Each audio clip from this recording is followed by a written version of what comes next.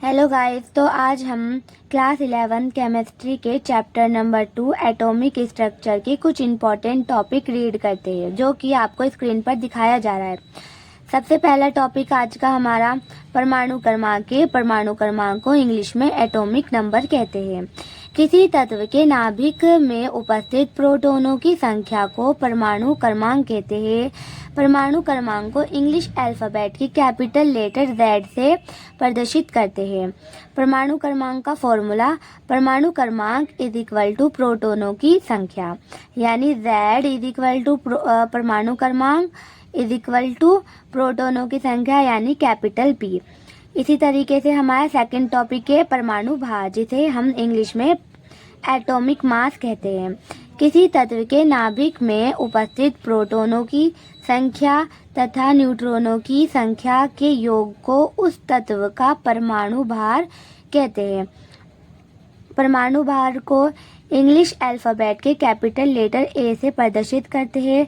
परमाणु भार is equal to प्रोटॉनों की संख्या प्लस न्यूट्रॉनों की संख्या के बराबर होता है, यानी A इज इक्वल टू प्रोटॉनों की संख्या प्लस न्यूट्रॉनों की संख्या इसका फॉर्मूला है।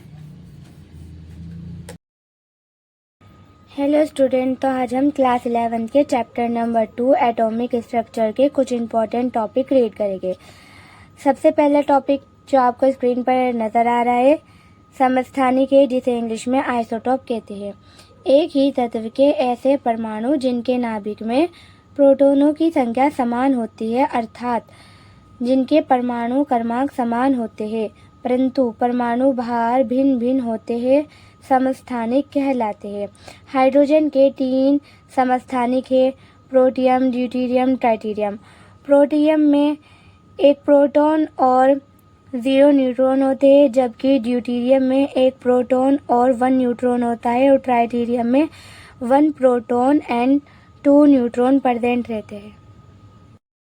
तो सेकंड टॉपिक हमारा संभारिक है, जिसे इंग्लिश में आइसोबार कहा जाता है।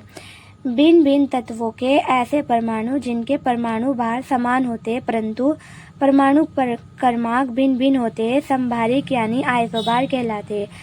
अर्गन का संभारिक 40 जबकि परमाणु क्रमांक 18, पोटेशियम का संभारिक 40 और परमाणु क्रमांक 19, जबकि कैल्शियम का संभारिक 40 और परमाणु क्रमांक 20 है।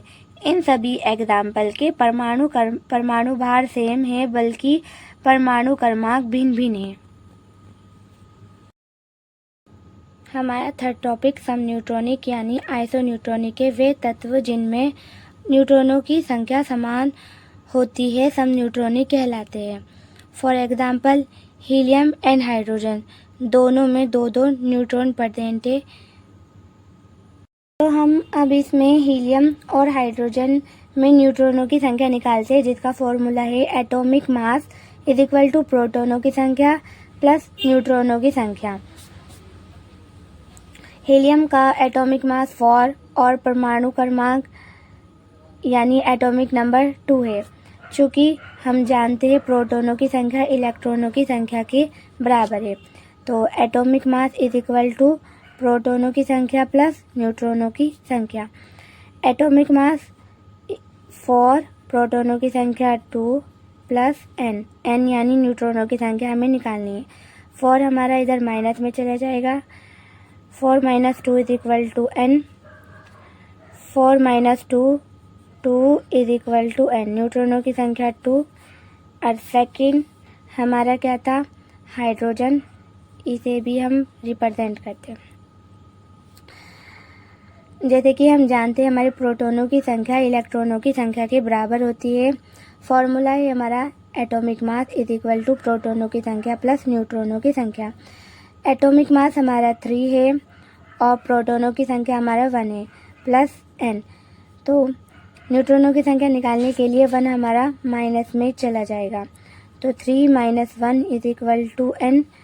तो 3 - 1 2 इज इक्वल टू n। तो इस तरीके से दोनों एग्जाम्पल हीलियम एंड हाइड्रोजन में हमारे पास 2-2 न्यूट्रॉनों की संख्या प्रेजेंट है। हमारा फोर्थ टॉपिक सम इलेक्ट्रॉनिक है वे परमाणु या आयन जिसमें इलेक्ट्रॉनों की संख्या समान होती है, अर्थात जिसमें इलेक्ट्रॉन समान होते हैं, सम इलेक्ट्रॉनिक कहलाते हैं। For example sodium. सोडियम ने अपनी इस स्टेज में अपना एक इलेक्ट्रॉन किसी को दे दिया है, तो इलेक्ट्रॉन का कॉन्फ़िगरेशन 2n8 हुआ, यानी सोडियम KLMN, यानी KLMN क्लासेस में सोडियम के 2 इलेक्ट्रॉन प्रेजेंट है, जबकि L क्लासेस में 8।